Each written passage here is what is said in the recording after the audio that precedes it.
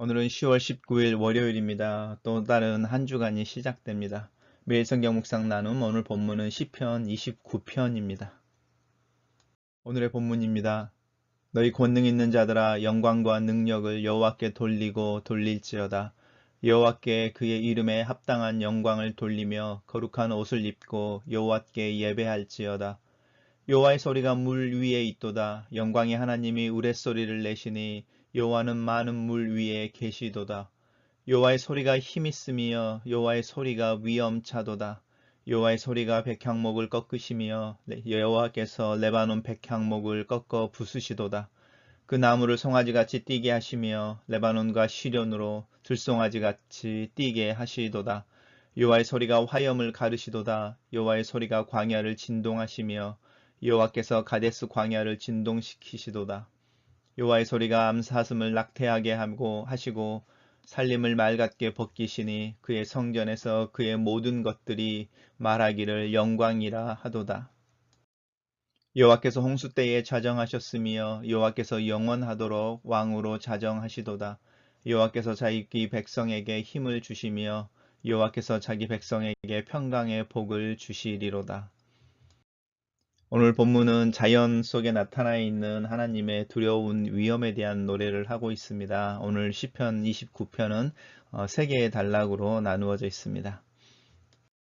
첫 번째 단락입니다. 첫 번째 단락에서 시인은 오늘 시편 또한 다윗의 시로 알려져 있는데 다윗은 너희 권능 있는 자들아 라고 먼저 힘이 있고 능력이 있는 자들을 부르고 있습니다. 권능이 있는 자들은 하나님을 의뢰하기가 쉽지 않고 자신들의 권능을 신뢰함으로 하나님 앞에 찬양하기가 힘들지만 그렇게 자기가 힘이 있다고 생각하는 자들에게 여호와께 영광을 돌리고 능력을 돌리고 돌릴지어다 라고 하나님에게로 돌아올 것을 요청하고 있습니다. 그러면서 이야기를 하기를 여호와께 그의 이름에 합당한 영광을 돌리고 거룩한 옷을 입고 하나님 앞에 예배할지어다 라고 초대하고 있습니다. 하나님의 이름에 합당한 영광, 하나님을 하나님으로 인정하는 것과 하나님이 우리에게 주시는 또 하나님 앞에 서기 위해 합당한 예복을 입는 모습, 그래서 하나님 앞에 예배하는 것에 대한 초청의 노래를 부르고 있습니다. 두 구절인데 단락을 요약해 보겠습니다. 저는 이 단락을 시인은 힘있고 능력 있는 자들에게 거룩한 옷을 입고 하나님의 이름에 합당한 영광을 돌리라고 초대하고 있다라고 요약했습니다. 우리가 단락을 요약하는 이유는 객관적인 3자의 입장에서 본문을 보는 것을 통해서 하나님이 하시려고 하는 이야기, 내가 듣고 싶어 하는 이야기가 아니라 하나님이 하시는 이야기를 들으려고 하는 어떤 태도, 이런 모습을 이 단락 요약을 통해서 형성해 보려고 하는 것입니다.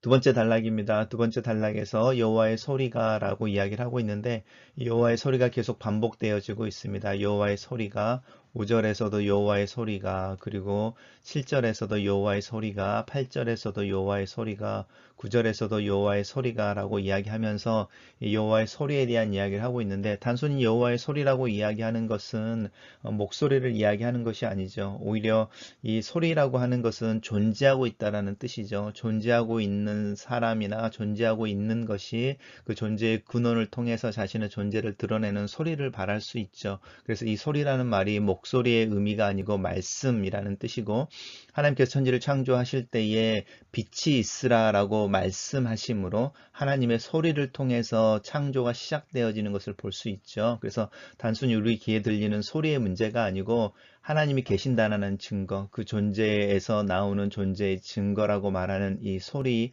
목소리, 말씀 이런 개념으로 여호와의 소리에 대한 이야기를 하고 있습니다.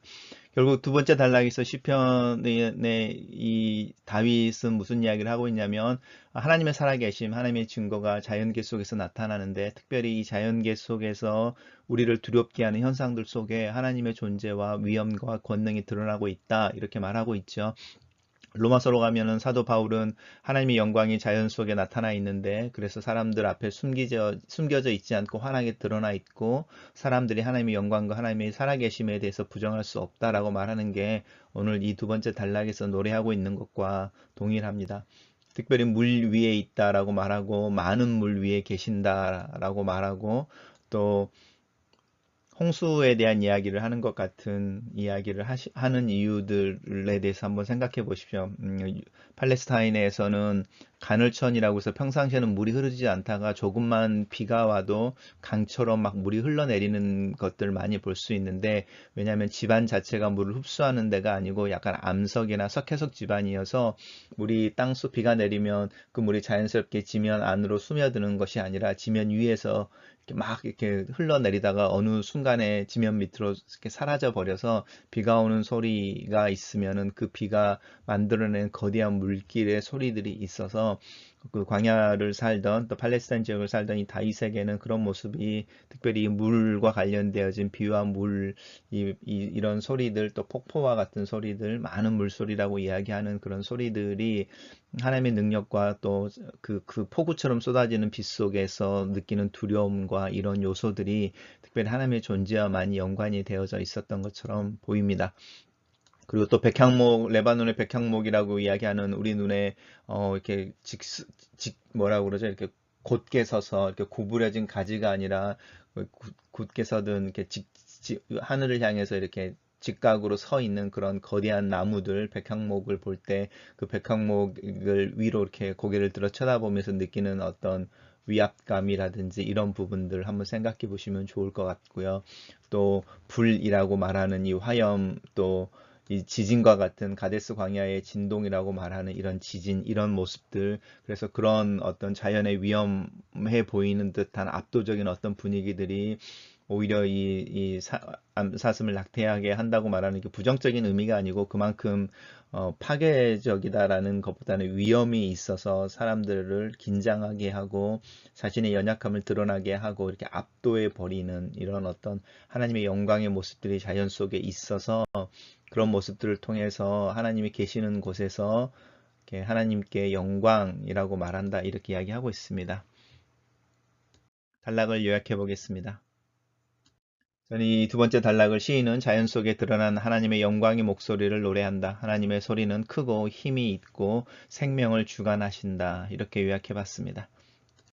마지막 단락에서 다윗은 홍수 때 여호와께서 자정하셨다라고 말하면서 홍수에 대한 이야기를 하고 있습니다. 홍수는 물이 가장 많은 것을 의미하죠. 그래서 물이 너무 많아서 이렇게 파괴적인 모습으로 나타나는 걸 홍수라고 이야기하는데, 이 홍수는 특별히 이렇게 노아의 홍수와 같이 어떤 하나님의 파이널 이렇게 어떤 심판의 의미에 대한 이야기를 좀 암시하고 있죠. 그래서 홍수 때 자정하셨다라고 말할 때 하나님의 능력, 하나님의 권위가, 다윗이 오늘 시편에서 맨 처음에 부르고 있는 능력 있는 자들아 하나님을 찬양해라라고 말하는 그 능력 있는 자들보다 더 큰 능력으로 임하셔서 그 능력 있는 자들을 심판하시는 심판자로 계시는 모습에 대한 이야기를 하고 있습니다. 그러면서 하나님께서 영원토록 왕으로 자정하신다라고 말하면서 위험이 있는 자들보다 더 큰 위험으로 영원히 다스리시는 하나님에 대한 이야기를 하면서 그 하나님에게 굴복하고 그 하나님을 하나님으로 인정하는 어떤 예배의 삶에 대한 이야기를 하고 있는데, 그런 삶이 우리가 하나님을 두려워한다고 표현을 하는데, 이 두려워한다라는 것은 우리가 공포스럽다라는 단어는 아니죠. fear 한다고 해서 우리가 어떤 공포, 우리가 우리의 존재가 없어져 버릴 것 같은, 누군가가 우리를 이렇게 죽일 것 같은 어떤 두려움에 대한 이야기를 하고 있는 것이 아니고, 어떤 숭고함이라고 말하는데요.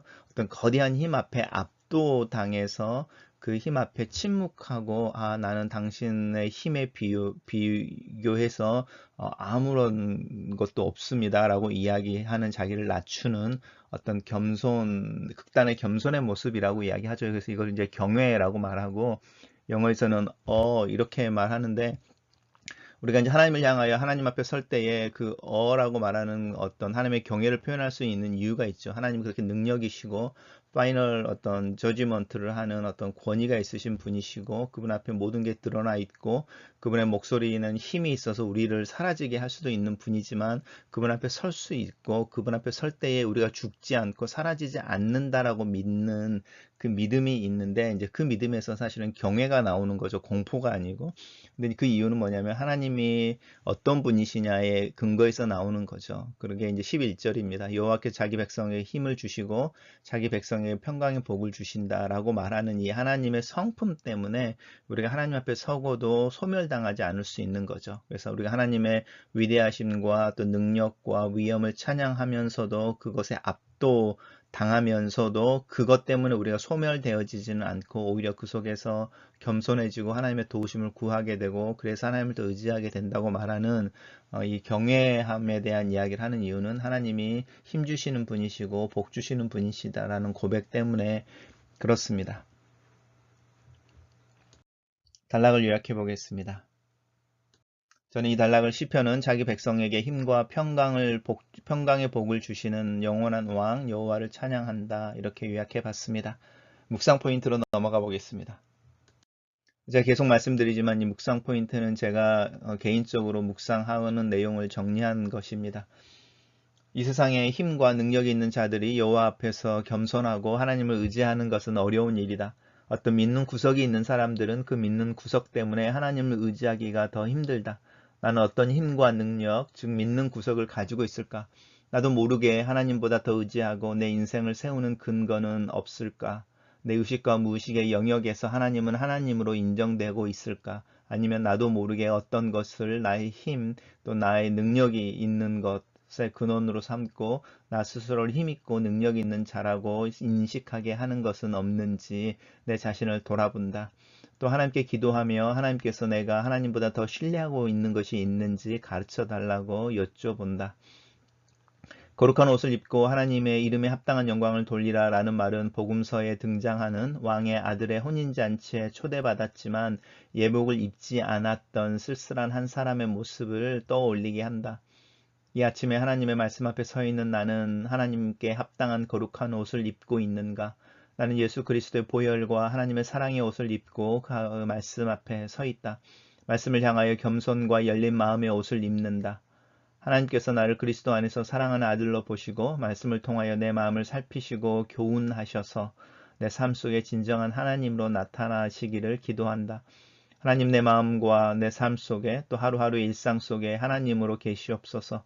하나님의 이름에 합당한 영광과 찬양을 드립니다. 아멘. 두 번째 묵상 포인트입니다. 과학이 발달하고 여러 자연현상을 관리하고 조절할 수 있는 21세기에도 여전히 자연재해는 두려움이며 인간의 나약함을 웅변처럼 드러내고 있다. 인간의 역사 속에서 거대한 도시와 제국들의 사라짐의 근원에도 자연의 파괴적인 재앙이 있었다. 나는 하늘의 천둥 속에서 깜짝 놀라고 모든 것을 삼켜버릴 듯한 폭우와 거대한 물결에 달리는 모습 속에서 두려움을 느낀다. 지진과 산사태, 쓰나미와 같은 현상은 내 마음을 조그라들게 하며 낙심하게 한다. 이런 재앙과 같은 모습이 인간을 넘어 안사슴을 낙태하게 할 만큼 공포스러운 소리이며 푸습의 나무들이 부러지고 말라버릴 만큼 파괴적이기도 하다. 올 여름에 있었던 미국의 산불 소식과 지구 구석구석에서 들려오는 자연재해의 모습 앞에서 인간의 무기력한 모습을 본다. 이런 자연의 파괴적인 모습 속에서도 하나님의 크신 영광을 볼 수 있을까?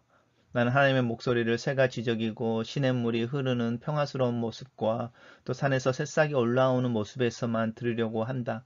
하지만 땅이 흔들리는 지진과 화염과 천둥과 번개의 두려운 모습 속에서도 세미한 하나님의 음성을 들은 엘리야처럼 하나님의 목소리를 들을 수 있을까? 계시록의 소두에 모사되어지는 예수 그리스도의 모습은 빛난 주석 같은 발, 많은 물소리 같은 음성, 입에서 나오는 좌우의 날쌘 검, 해가 힘있게 비치는 것 같은 얼굴, 손에 들린 7개의 별과 같이 그런 위험 있는 하나님의 모습을, 예수님의 모습을 묘사하고 있고 그 모습을 본 요한은 그 발 앞에 엎드려 죽은 자 같이 되었다. 나는 자연의 모습, 그 아름다운 모습에서 뿐만이 아니라 그 위압적인 모습에서도 동일하게 하나님의 영광과 능력을 보고 하나님의 목소리를 들으며 크신 능력의 하나님 창조주를 노래한다. 자연의 폭풍우와 천둥 번개를 보면서 하나님의 두려운 소리를 들을 수 있는 믿음의 귀와 성경의 예언서와 가르침 속에서 심판과 판단의 두려운 소리를 들을 수 있는 경건의 귀가 필요한 시기를 살고 있다. 코빅-19의 상황 속에서 나는 어떤 하나님의 소리를 듣는가? 하나님을 두려워한다는 것은 공포에 대한 이야기가 아니다. 하나님을 경외하는 것은 하나님의 능력과 위엄에 압도되는 것이다. 대자연의 모습 속에 숭고해지며 침묵하며 내 자신의 나약함과 연약함을 발견하는 것처럼 그보다 더 크신 하나님을 볼 수 있는 믿음의 문제를 이야기하는 것이 하나님을 두려워한다는 뜻이다.